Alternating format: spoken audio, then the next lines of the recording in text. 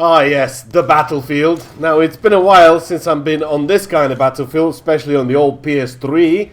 Now, on the old PS3 Elite, I haven't really been in a couple of years, at least 2 years since I haven't touched the controller, so it's a bit iffy in the beginning getting in there and realizing, oh, wait a minute, this button doesn't shoot people. You use the other button to shoot people. It's kind of weird since I was kind of looking how to connect my keyboard to it, but you kind of have to have like certain things if you want to get into it. And since I was just doing some cleaning and getting sort of rid of some old stuff, just putting them into sort of storage where they'll be just sort of sitting there next to the Dreamcast and some other stuff that I have, like the Amiga and the Terminator and all that sort of good stuff. They're all going to be remembered in due time, but I thought, why not just have another match in 1943? It's still good, it's still fun. I mean, look at this. I mean, this came out, was it, I think 2009, and it was like just for the consoles only. It was only for the Xbox and for the PlayStation. And I mean, if you look at this, 2009 to 2017, I mean, you're talking 8 years, man. 8 years. There's still a population in there. People still play it. I mean, when you go into this, there's no option really to choose a server or anything like that, what you're used to these days. But you go in, you hit quick match, and that's it. You're in a match with 8 other dudes. I mean, 8 versus 8 is just cool, man.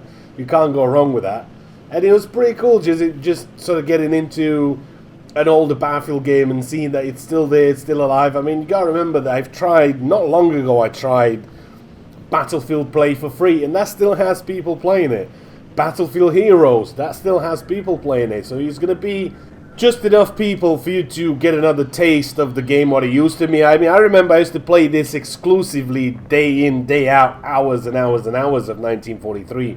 And I still haven't posted from all those years ago when I did back in the day. And it's pretty cool just to get back into it, just to see. I mean, look at this, 8 years on. I mean, the colors are still great. The sort of gunplay and everything still works.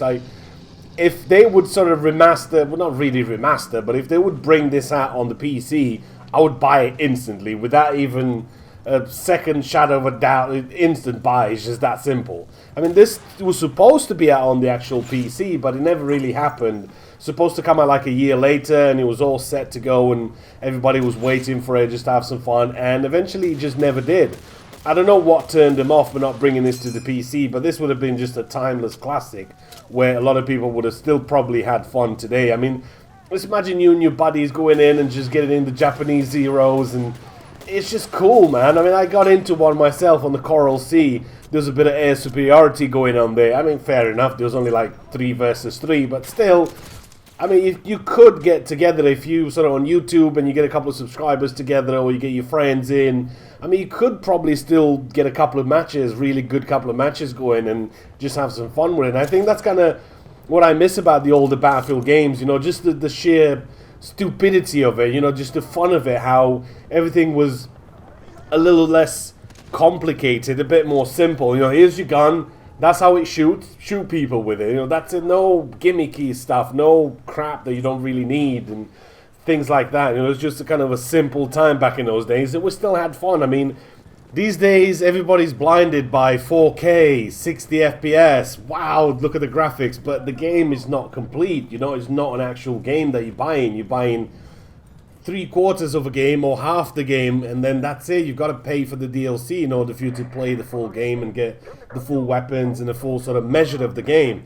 Now, I asked this on Twitter and Facebook, and let me see how many of you remember. What year was the last year that you remember that you purchased a AAA game without any day one patch, any DLC, any kind of stuff like that attached to it whatsoever? It was just the game itself.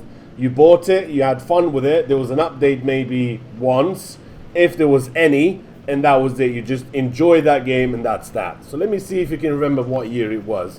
And I'll give you mine. For me, it was probably, and that's just a bit of what I can think of now, it was probably Bad Company 1 in 2007, 2008, something like that.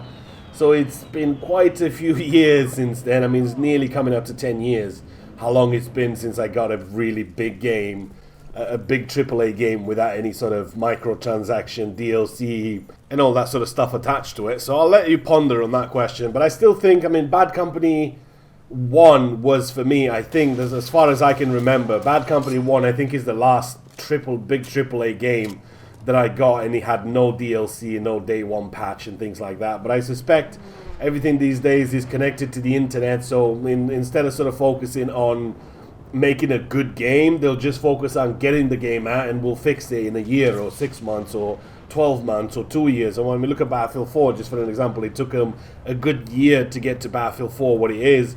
It's a good game, a lot of people enjoy it, but it just goes to show that times do change, and priority to getting something out and not missing deadlines and marketing and all that sort of stuff. You can't really delay a game. It has to be out on that day or that week or whatever, and then that's it.